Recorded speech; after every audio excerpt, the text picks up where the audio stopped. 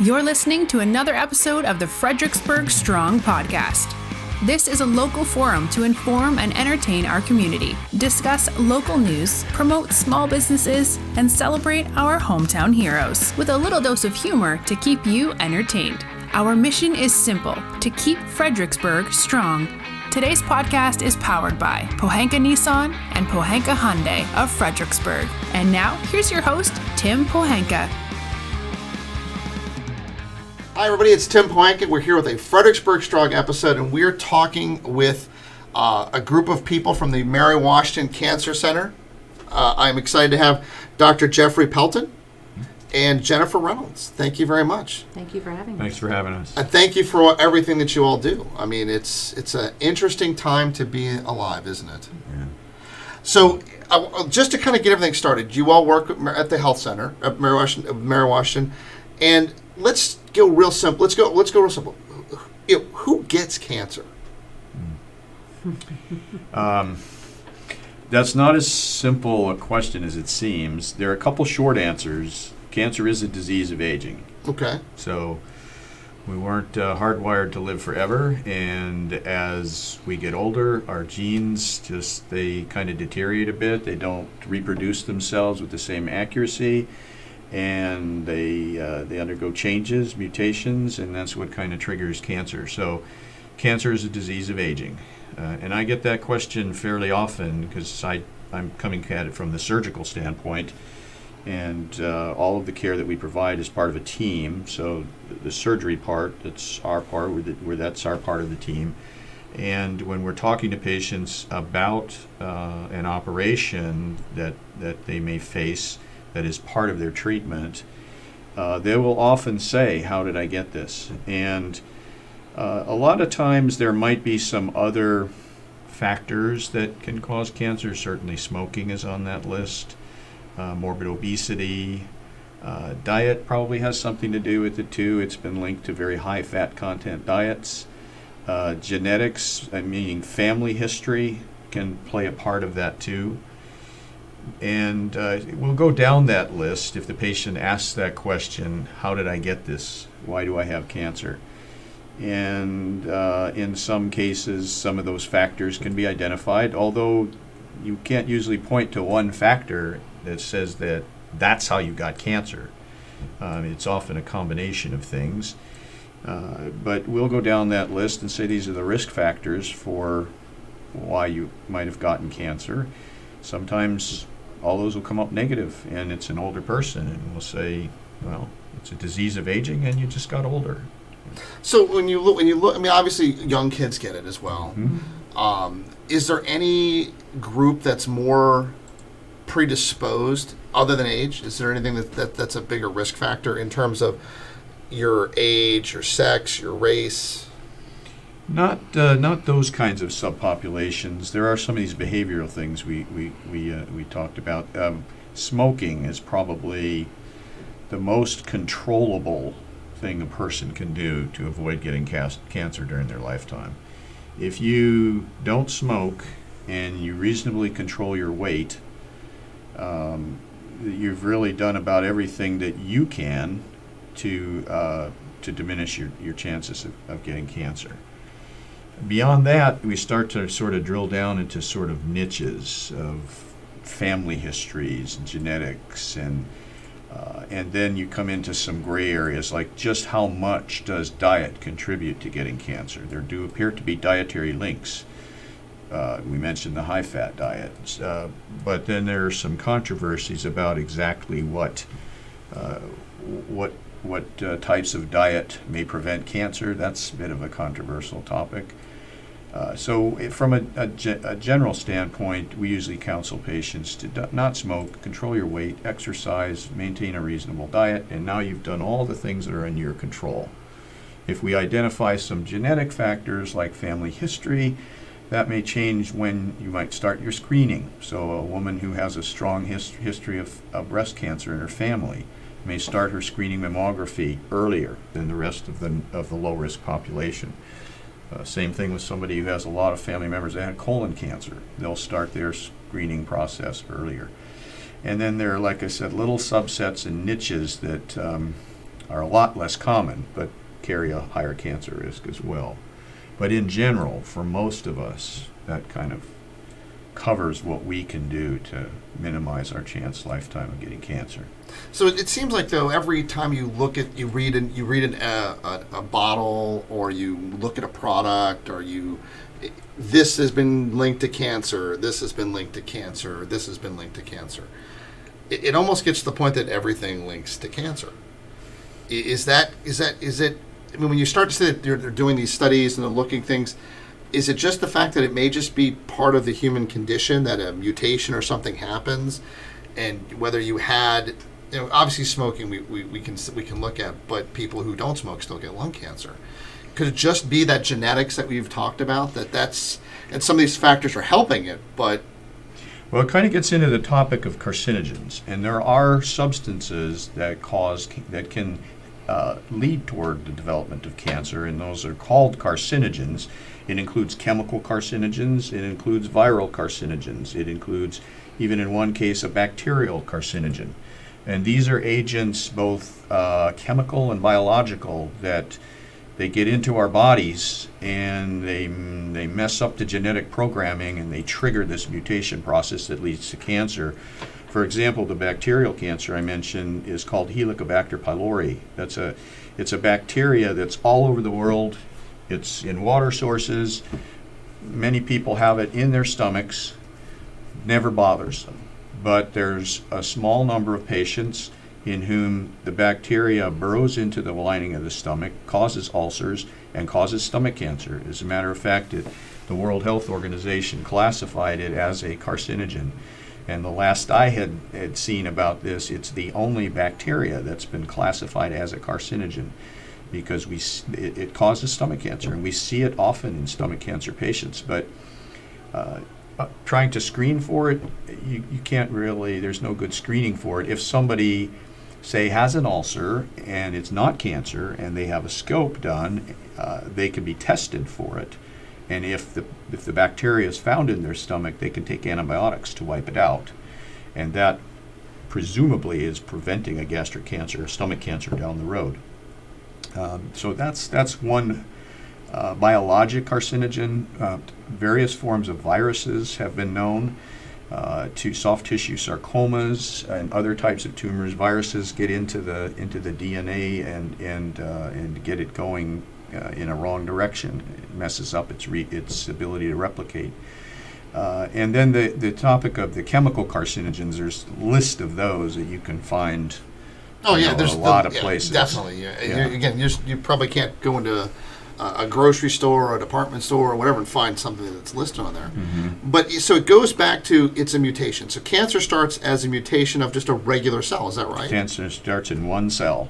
It starts in one cell that its DNA, its machinery goes awry.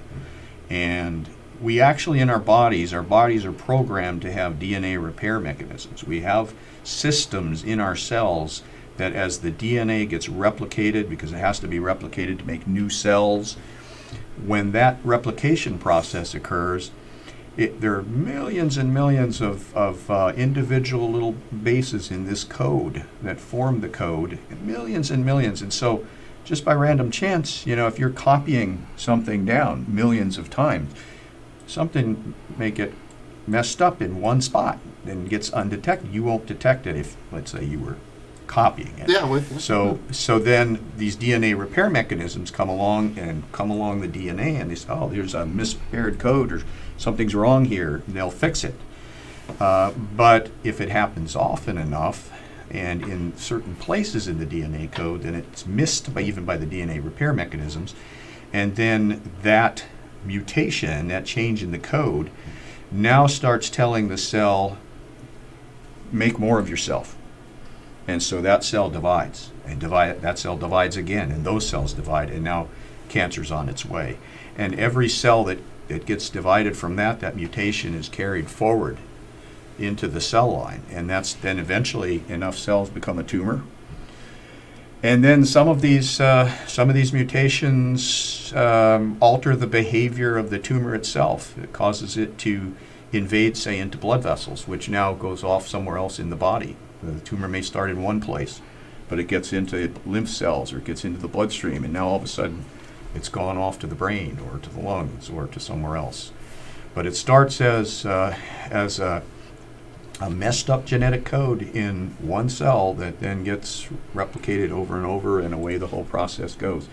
What we call cancer is not one disease. It's probably thousands of different diseases, even in the same organ.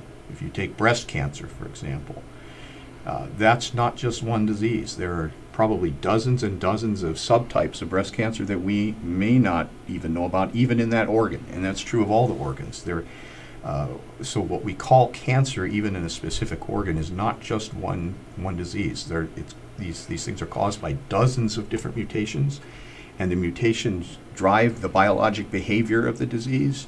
So depending on where the mutation is, that's going to dictate exactly how that tumor is going to behave. So when we say we're going to cure cancer, we're talking about actually curing a whole bunch of different diseases, trying to cure a whole bunch of different diseases. It makes it sound more daunting. It is. Although sometimes we find patterns of these mutations, or we identify particular areas in the cell's machinery that the mutation causes, and now we can target those changes with drugs, with biologic therapy, with various forms of treatment. One example of that is something called the c-KIT mutation, which drove a certain form of leukemia. And the mutation was such that it affected only one part of the cell machinery, and a drug was developed just for that. It was a very unusual mutation in that that one mutation, what people called a one-hit hypothesis, that one mutation drove the cancer cell. Often cancer cells have more than one mutation, sometimes dozens. Those are the ones that get really hard to find targets for. But in this particular case, the scientists found that one target and got a drug that nailed it. And patients who would be retching on the floor in their bathrooms with toxic chemotherapy all of a sudden got this oral medication, and it was a miracle drug for them. And there are now reported 20 and 30-year survivors of this particular disease that go all the way back to the initial studies on the treatment of that cancer. Well, that got the scientists and the clinicians thinking, if it was that good for the c-KIT mutation, what other diseases are there in which the c-KIT mutation occurs, that maybe we can use that drug for a completely different system? And it turns out that there is a tumor of the gastrointestinal system, usually in the stomach, but occur anywhere, but it's called a gastrointestinal stromal tumor, and it eventually morphs into cancerous behavior, but it has the c-KIT mutation. And so that drug got applied to that particular disease, the gastrointestinal stromal tumor, and it became very useful in controlling cases that were not resectable, couldn't be operated on, in taking large tumors and making them small ones so they could be operated on. But it was a case where a target was identified in one kind of cancer that wasn't even a solid organ. It was a blood cancer, and then it got moved over to a solid organ cancer because it was the same mutation. And so there are themes and sort of motifs that the scientists look for that may allow sort of multiple targets to be identified. But it is, coming back to your original statement, it does make it a daunting task to cure cancer. So you're going after the mutation. Everything is about trying to eliminate that mutation. And to your point, though, or to your question, to your statement, before it mutates again and again and again. Yeah, so ultimately, cancer is a disease of the genes. Most everything that we're treating are the consequences of the mutations. This is where probably the most promising science in fighting cancer would come into play, and that's finding ways to actually unmutate the cells. I was gonna ask that when you start to. I by no means am I a scientist, and by no means do I have a PhD. I took AP biology. That's as far as I got. But when you look at cells and you look at the receptors and you look at what can be done to try to block those, it's getting down to that cellular level. You're a surgeon and you're taking out the results of what happens, but it really is trying to find a way to go into that minute microscopic area and really do that battle there. And so that's where most of the things, just about everything we do with treating cancer is treating the end stage, treating, you brought up receptors, things like that. Those are all results of the mutations. If there's a way to get something into those cells that unmutates them, that gets rid of the mutation, that's how you really would cure it. And that's the field of gene therapy. And what's done there is to try to introduce mechanisms of repairing the DNA. Most commonly now, the most common area of research is with viral vectors, something to deliver something to repair that messed up DNA. And so that's the field of gene therapy, is to actually then now try to change the genes, sort of, that the cell went from normal to mutated and abnormal. So the focus of gene therapy would be to take the cells back from their mutated change state and return them to normal. That's proved to be very, very challenging, but theoretically, that's the real cure for cancer. So it's interesting because obviously virus has been something that a lot of people have heard about, and I think the understanding of viruses in the mainstream is probably more prevalent before. That virus can be a good virus or it can be a bad virus, is what I'm hearing. If you can have something that can go in and it can attack it that way. Well, they're genetically modified. Yeah, well, so correct. They're made into a good virus. Yeah, so that's... A virus is sort of, they're certainly pathogens. There are some viruses that are pathogens, some may be inert, but the ones that cause disease are pathogens. So the good viruses are the ones that the scientists would make good to fight the cancer. So it's finding a way to take something bad and taking advantage of what it's designed to do and do it the other way, which is amazing. So you talked about the different types of cancer, and there's just so many. But we know them as, to your point, breast cancer, colon cancer, melanoma, which has been prevalent in our family, and we talked about the genetics. Now, I from a melanoma standpoint, our family has been very cognizant of that. It took my grandfather at an early age. It took my cousin at an early age. I've got some other nieces, other aunts that have had the same thing. Cancer's being prevalent in a family, it's just the way it is. It's your body's ready to mutate to that. When anyone has these genetic markers or these genetic things in their past, how often should they get checked? Well, that's another whole field of research, are identifying the mutations that cause cancer as they run in families. Most notably, the BRCA mutations, the BRCA genes that have been identified in breast cancer, are one that can be screened for, meaning you can draw blood from somebody and test for that particular mutation to see if they have it, if they've gotten it from their previous family members. It would be nice eventually to have that for all kinds of different cancers. But it's only a small number of cancers that have been identified where these mutations are known to run in families. If, for example, to use the BRCA example, if there are multiple family members across multiple generations that have had breast cancer, something going on there. And so that may be a case where the BRCA gene is being passed down. So if that's identified, that can be tested for within the family. And then the appropriate prophylactic measures could be taken. For example, if a younger woman is identified as having a BRCA breast mutation and she has this long family history, she may benefit from having a prophylactic mastectomy and removal of both breasts to reduce her lifetime risk. And that gets talked about in that population.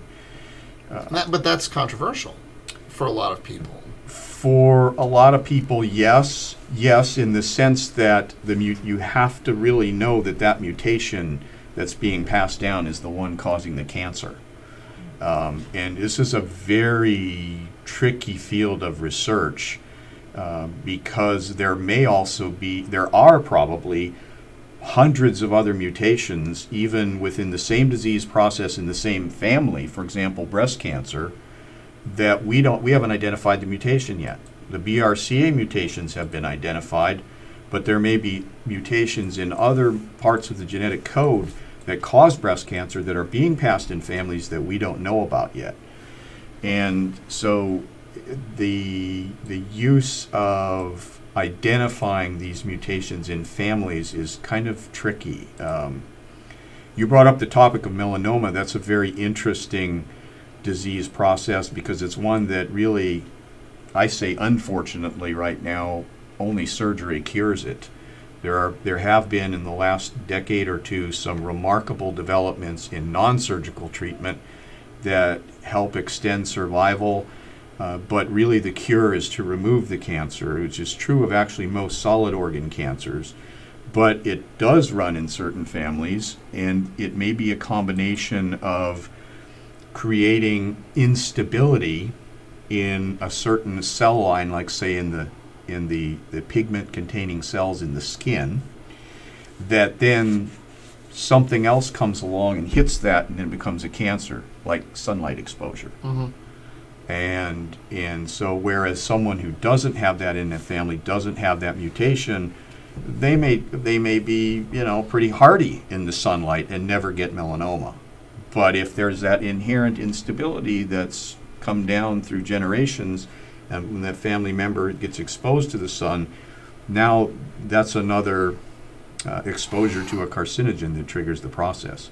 So when we start, I'm going to come back to this some more, but I want to bring you in on this conversation. So the therapies and what you do for cancer, obviously you're a surgeon, and to your point, you cut it out. And we talked before the show, and I'm sure that's the first thing anybody hears is that, oh my God, I've got cancer, I want this out of my body, or I want this out. It's not as simple as that. It's not. So, when you start to look at that, I mean, obviously getting to you, there's steps to get to you, because you don't necessarily want that to be the first thing that happens, correct?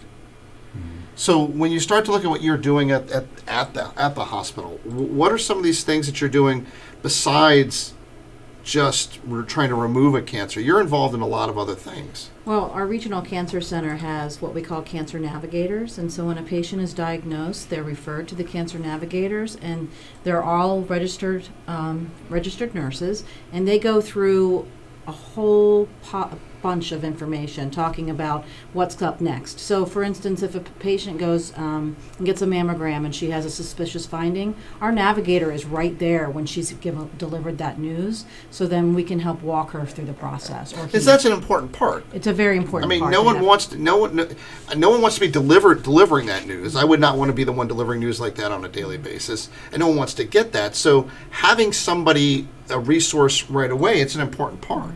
And we walk them through all of that. We also encourage genetic testing, and we have a free service for our genetic counselors. They can come and speak to a genetics counselor who will run through their family history, as Dr. Pelton was mentioning. Also, we have mental health therapists that can meet with the patient and family to talk about, it impacts the whole family. It's not a disease in a silo. So no, it's not. And then, and obviously you get the whole, what did I do? Mm-hmm. Things that we talked about, there's nothing you necessarily did, oh my God. And then everything starts happening. What's my family life going to be like? What's this going to happen? Mm-hmm. The first thing I thought, I think about it, my God, am I going to lose my hair? I don't have a really good-looking head. That's probably the reason why. But those things are important. They are very important. And also, one important part that Mary Washington Healthcare does is we have what we call cancer conferences or tumor boards 3 times a week, depending on the disease site. And that's where all the experts get in a room, all the physicians, the surgeons, the oncologists, the genetic counselors, the navigators, and they talk about cases. They don't say the person's name, but they say what the tumor type is and what therapy would best be good for the patient. So it's a very multidisciplinary approach, and it's very important that those patients are discussed that way. Because it's not in a vacuum. Right. It does take a lot of different things to happen. Because mental attitude is it's probably more important than just anything that's out there. And the Navigators are particularly important because most of these patients, as you alluded to, they're stunned and they're devastated. And now, they get to the point where, what do I do? And who do I see? And what doctors do I visit? And the Navigators, that's their role in directing them to the people they need to. Many cancers of, say, the bloodstream system, the lymphomas, leukemias, we never see them because we don't operate on that. That's treated with something completely different. It's treated without surgery. And the Navigators identify those kinds of things and start getting the patient and their family directed to the consultants that they need to see to begin treating their cancer. Because that is the most important part. It's not, as much as you'd want to just hit the eject button, it's gone. Sometimes it's just not that simple. Yeah, if you're talking colon cancer, that's a year's worth of chemotherapy and treatment, after surgery. So there's lots of dynamics there. There's also nutrition therapy to think about. We have a registered dietitian that meets with patients for free and talks about, what's best to eat. If you're having gastric cancer, you're nauseous, you can't always process food really well. She goes through all of that. If you have head and neck cancer as well, there's nutritional considerations. So in working together, obviously that you're solving the heart, and I say that just the spirit of what's going on, the mind about, okay, I can cancel it, I can't conquer this, and of course the physical about some of the items that are there. When you look at the field of oncology, how many different types of oncologists are there? So in the broadest sense, you have the medical oncologists who give the chemotherapy, the biologic therapy, basically anything that doesn't involve surgery or radiation treatment. So that's the medical oncologists. Then you have radiation oncologists. They're the ones that would use radiation therapy, basically like a super concentrated X-ray beam that kills cancer cells. And that's the radiation oncologists that do that. And then you have the surgeons, the surgical oncologists who have the role of cutting the cancer out and getting out of the patient, depending on what organ it's involved in. So basically you have the medical oncologists, you have radiation oncologists, you have surgical oncologists. And then behind all that, you have all this support because patients often, chemotherapy is rough sometimes, so patients often need nutritional support, they need emotional support. Sometimes their social situations are complicated, aren't they? Yeah, they are. We have to get them transportation. I was going to say, some of it's financial support that's not necessarily covered. I can have the greatest insurance in the world that pays for my medical bills. But if I'm out of work because I can't go to work, there's other bills and there's other things that happen, right? Yeah, absolutely. And the Navigators are the ones that put all those pieces and ask those tough questions. Do you have transportation? Who is your support person? We offer integrative therapies like Reiki and massage and spiritual counseling. Those kinds of things are important for people. We do yoga for cancer patients. So all those support services really we try to tailor to each patient depending on their needs. And more importantly, you all assist with that if they need. Correct. And I think that's another important part. That's what we use our foundation dollars for. We have a very robust Mary Washington Healthcare Foundation that we receive money for, and those funds are used for those types of things. We recently bought special bras that women will wear during radiation treatment because their breasts are so sore that these are special bras, and so each patient gets a bra when they start therapy. So just those little touches that are important to patients. And all of these support members too come to these tumor conferences that Jennifer mentioned. So when what happens at those tumor conferences, usually the doctors will go up in front and present the case to the audience, which will consist of the medical oncologist, the radiation oncologist, the surgeons, and all of these support people as well, the social workers, the nutritionists, the geneticists, all of those people together. And then the case gets presented and discussed, and in the course of that, the treatment plan evolves as to what are they going to need. Are they going to need surgery first, or are they going to need chemotherapy first? And that what they're going to need and what order it comes in then is worked out in a multidisciplinary manner. And then once that management strategy is in place, now comes along all these people to help the patient get through all that. Okay. So excuse me for a second. When you're looking at all of these different stages to try to battle this, you're talking about them working in tandem. Mm-hmm. So it could be chemo, it could be Reiki, which I'm sure, I don't know if a lot of people know, it's more of a spiritual. Mm-hmm. It's working with your body's energy. Mm-hmm.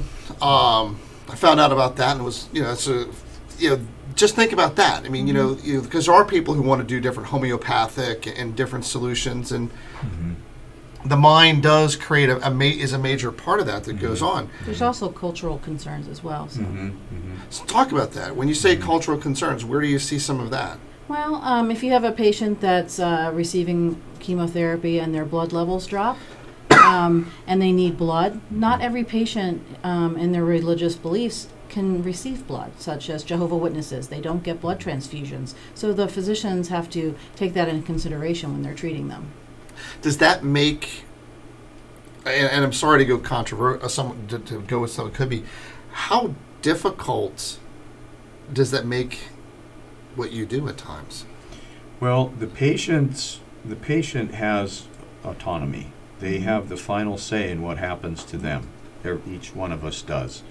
So the team that's treating the patient lays out the strategy, gets an idea as to what the patient's concerns might be. But knowing full well, though, that ultimately the patient is going to decide what happens to their own body. So we have to respect that. Now, is it difficult in the case of, say, minors, or in the case of people looking for experimental drugs? So those are a couple of different topics. Minors is a separate entity altogether and there's kind of a whole sort of ethical system to deal with that, because it has to do with giving consent, and they're things like they may be too young to have their own religious beliefs, so just to use that example, or to understand them. So the minor's consent is a little different, but there is a process for it, for sure. I would say for a parent, I think it's devastating, because your faith is important to you, and you need to have that in there. And I imagine you see some parents go through a real big battle on that between their religious beliefs and what's going on. I couldn't imagine to have that type of. Yeah. We don't really deal with a whole lot of pediatric cancer patients, or diagnosed sometimes, but then we have to refer them either to DC or Richmond. But we do provide some support services for pediatric patients to help save them a trip, like port draws and we can do blood transfusions, hydration, those kind of things for pediatric So I think that's where those support groups would be very important, is to have other people around you who've gone through it and understand, this is what's going on, and how they can find that middle ground between their faith and there has to be also a very good understanding of where the patient's sort of coming from in their own beliefs, and how that affects the treatment plan. And it can vary even between cultural and religious beliefs. For example, with the blood transfusion, for example, we take great pains to explain that we would only use it in a life-threatening situation if they really, really needed it. Now, even within the same faith of people that are opposed to blood transfusions, there are some who would say, if it's needed to save my life, I agree to it. But they will call themselves by the same faith as others who would say, I don't want it under any circumstances. So just because someone identifies of a certain faith or belief system that may have this general opposition to, say, blood transfusion or some other form of treatment, that doesn't necessarily mean that everybody in that faith is going to have the same belief. Which makes perfectly good sense. I mean, and the important thing is we recognize that and we respect that. So it's always, like Dr. Pelton said, the patient is the driver. Well, that's my thing. That's why it's important that you do have people to help answer questions and talk about them and let them know this is what other people have felt or how they've done or what's going on, because they have so much going on. We talked about unproven drugs, or I guess we can call, unproven is probably the way to go. But we'll call it that for right now. Mm-hmm. What is the tendency for people who want to be involved in, trials of just this or trials on this? So there's actually an entire field of research that's dedicated to that, and that's our clinical trial system. And I say our because that's the entire country's clinical trial system, and this is something that is a system in place at every center that delivers or is involved in clinical research. And so just to walk you through that briefly, what happens is when, let's say we're targeting a particular cancer, it starts way, way, way back in the lab. And various forms of computational modeling, computer modeling, molecular science identifies potential molecules that might fight a certain cancer. All right, so there's a list of those molecules. Now those get tested against cancer cells, just what we call in vitro, meaning in like petri dishes and things like that. In other words, not in an animate system, to see if there's actually some activity. So in inanimate systems, the potentially identified drug now gets tested to see if it works at all. And then if it does, now it starts going down the pathway of being tested clinically. It starts first with preclinical testing, and that generally occurs in animal models. And the primary concerns are, does it work in an animate system, and what is its toxicity? And that sort of another question that comes along in that regard is, what dose do we use? So you've identified something that might work. How much do you know what to give? So that gets worked out in preclinical testing, and then it starts a 4-phased clinical trial system in human testing. And starts with phase 1. Phase 1 is to take a fraction of the dose identified, because safety is of paramount importance. So the clinical scientists who are conducting this will take the dose that was identified in the preclinical testing phase, take just a fraction of that. Now it goes into phase 1 clinical trials, and that's to determine what is the safety level in humans. So phase 1 trials now take the investigational drug and create a profile of what a good starting and safe dose might be. Then that follows into phase 2 testing, where now that dose is tested to see if it actually is killing cancer. And there, things like the size of the tumor on CT scans and X-rays and things that can get measured to see if in the phase 2 trial, if it's now having an effect in shrinking the tumor. If that's continuing to show promise, now it goes into phase 3 trials, where that promising investigational agent is compared head-to-head against what is considered the standard of care. Sometimes it's mixed in with some of the things that are standard of care, but the bottom line is the investigational drug, either by itself or in combination with other known drugs, is tested against only the current known drugs. So in head-to-head testing, if the investigational drug is now showing promise, now it actually goes into clinical use. And then there's a 4th phase. It's a post-marketing phase that's sort of retrospective, and at that point, the developers of the drug are looking retrospectively to see if that's really true. Did it continue to work on a broad scale? Now, patients who are looking to be treated, who are looking to see if a new drug has promise, can enter at any of those 4 phases. But from what you said earlier, given that these drugs can target specific mutations, I may have, a lung cancer, but this drug may not be good for my mutation. It may be only good for a different mutation, if I'm understanding you correctly. Right. So it's hard for these when people think that there's this next wonder drug or there's this next wonder drug, no one can really. I mean, it's not quite that simple. It's not that. Yeah, it's right. Not that simple. But this is how the science advances. It's not a smooth curve. The advance of science is a jagged curve with ups and downs, and sometimes it's a slow curve going up. But eventually, this is how the science advances and how new medicines that work, come to light. Yeah. It's obviously, again, we've all become more prevalent to understanding that of what goes on, and not every. You can't just start throwing drugs at one thing and think it's going to cure everything that goes on, based on what you had said there. We talked about the horizon for cancer treatments. Talk to me what's on the horizon. What if we're 2 years from now, 3 years from now, where do you think we'll be on both sides of this? Wow. Yeah, that's what everybody question. wants to know. What does the future hold?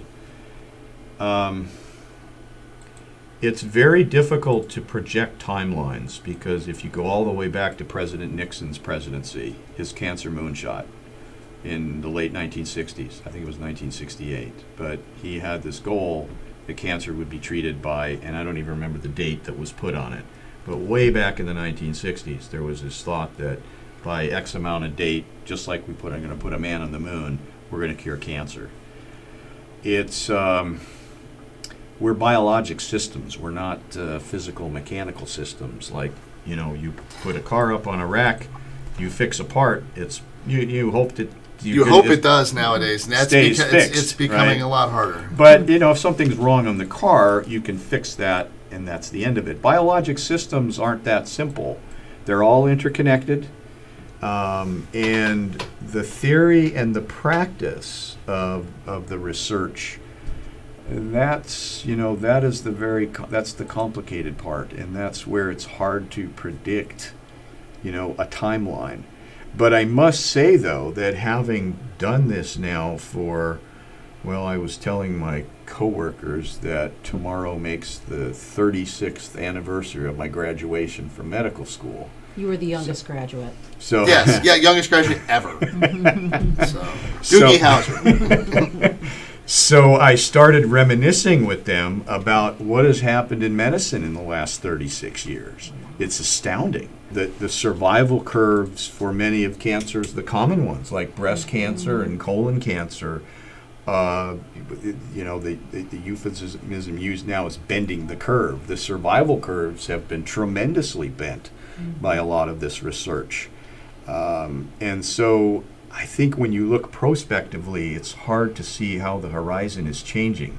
But often with the persistence of research and advancing the science, haltingly though it may be, eventually you could look backwards and say, wow, we came a long way. I know that when we first started treating metastatic cancer to the liver, colon cancer, the only besides surgery, all we had was a single chemotherapy medicine, 5-fluorouracil. Yeah, 5-FU. That was it, modified 5-FU. And we still use it. We still use it, Mm-hmm. but as a single agent, it wasn't particularly effective. But that was all we had. Right. And now along came, Folfox, oxaliplatin, irinotecan, capecitabine, numerous other things of just chemotherapy, and then we added monoclonal antibodies therapy into that. And now all of a sudden there's an arsenal where people with, if we couldn't operate on somebody back then with a metastatic colon cancer, and all they got was 5-FU, their survival was maybe 6 months, maybe. But nowadays, we can go far beyond that, even if it's inoperable, because of these advances in all these other medicines. And some cancers in the past were almost considered a death sentence. Absolutely. Pancreatic cancer. Yeah, that one's it's still proving to be a tough one, but probably the most dramatic example of that is lymphoma. And I always kind of go back to the Mickey Mantle story with that. I don't know if you're familiar with that, but his family, he had multiple male members of his family who died from Hodgkin's disease, Hodgkin's lymphoma. It's a cancer of the blood system. And his father died from it, his grandfather, I think he had a paternal uncle. And he was convinced that he was going to die from it as well, which was probably a pretty reasonable assumption. So he made some lifestyle changes based on that proved not to be so good. As a matter of fact, later in life, he said, if I'd known that I was going to live this long, I'd have taken better care of myself. Oh, goodness. But the reason for that nihilistic thinking is because in those days there was absolutely nothing available to treat Hodgkin's lymphoma, and if you got it, you were going to die from it. And now it's a 90+% curable disease. Mm-hmm. So, and the thing is that there is hope.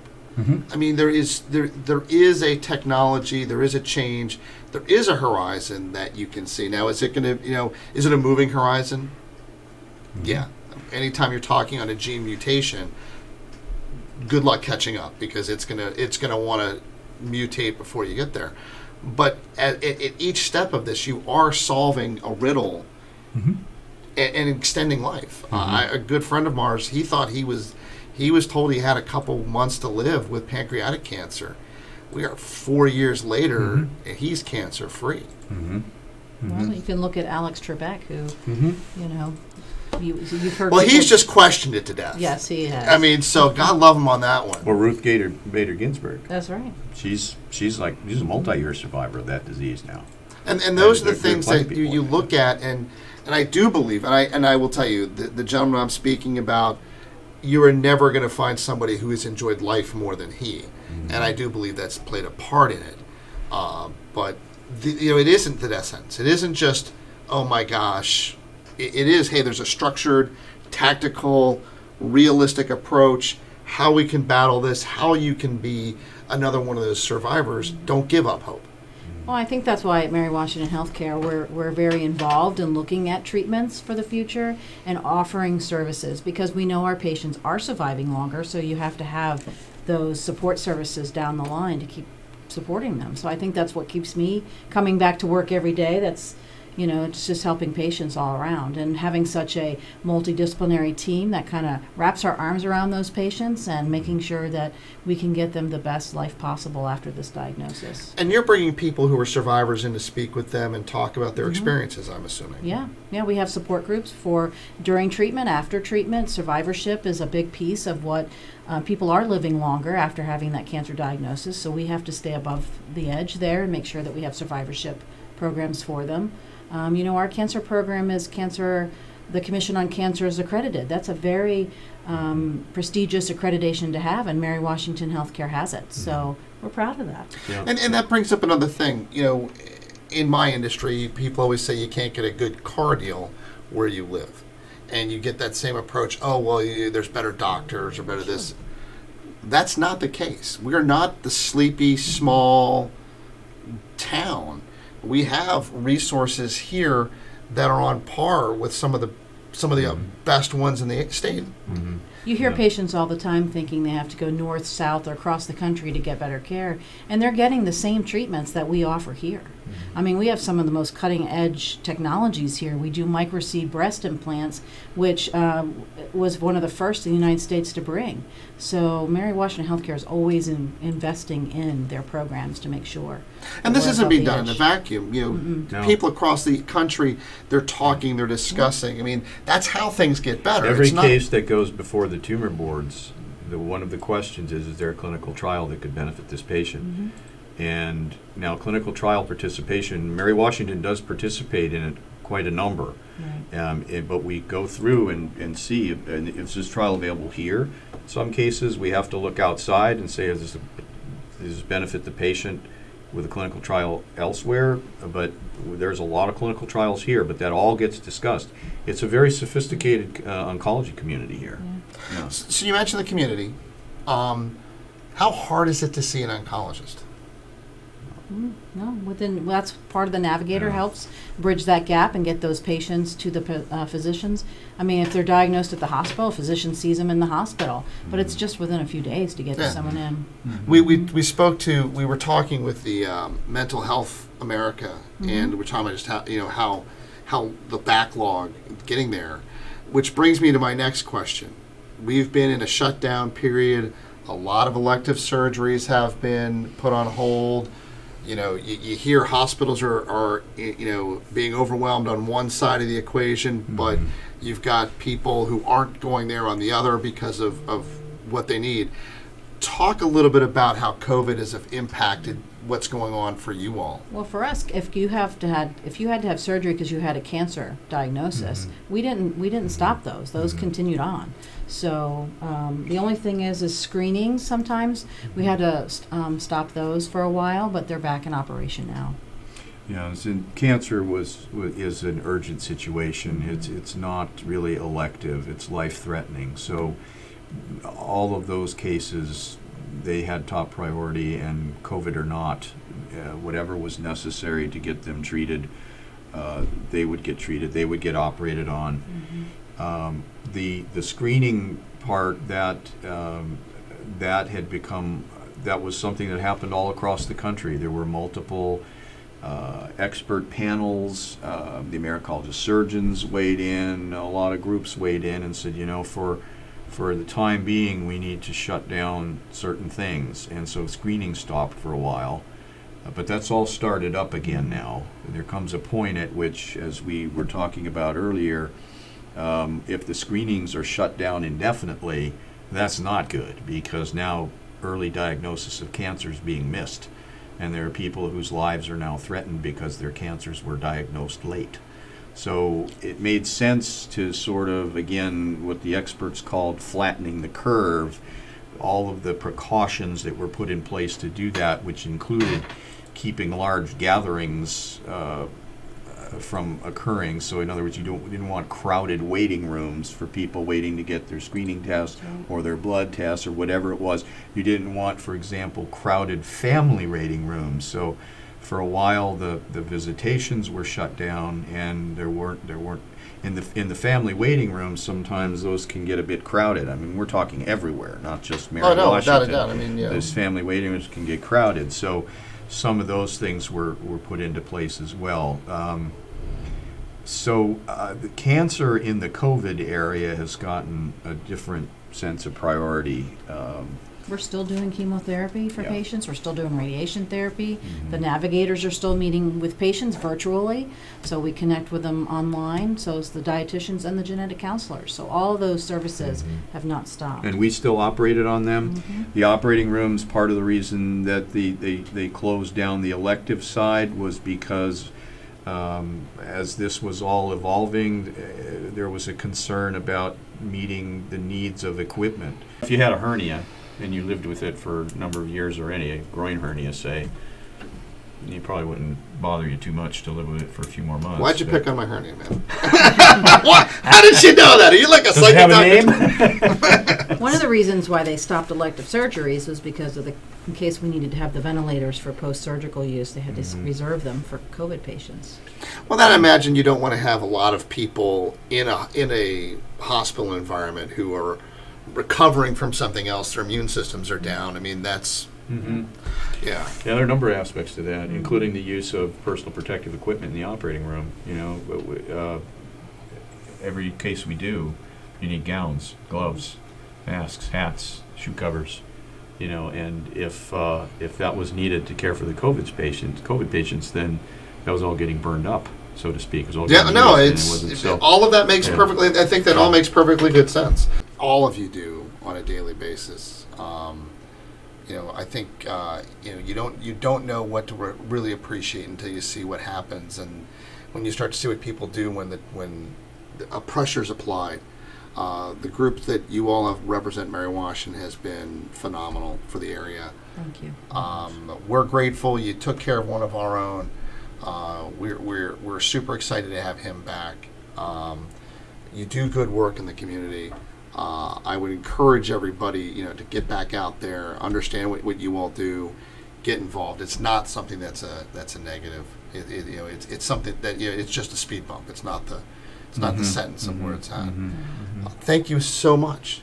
Is there anything else that you wanted to bring up? I can't think of anything. Just that we're very proud of our cancer program at Mary Washington Healthcare, and that we are continuing to take care of those patients in our community. And reach out to us if you just have a question. Just call our regional cancer center, and we'll be happy to take care of you. And just to remind everybody to keep washing your hands, wearing your masks out in public, and taking care of yourself, because that's important. Well, thank you very much. I enjoyed having you here. This has been another great Fredericksburg Strong episode. Thank you very much. Thanks for listening to the Fredericksburg Strong Podcast. Be sure to visit fredericksburgstrong.com to join the conversation, access the show notes, and discover our fantastic bonus content, as well as submit a request for you or your organization to appear on one of our future episodes. See you next time with another exciting episode of Fredericksburg Strong.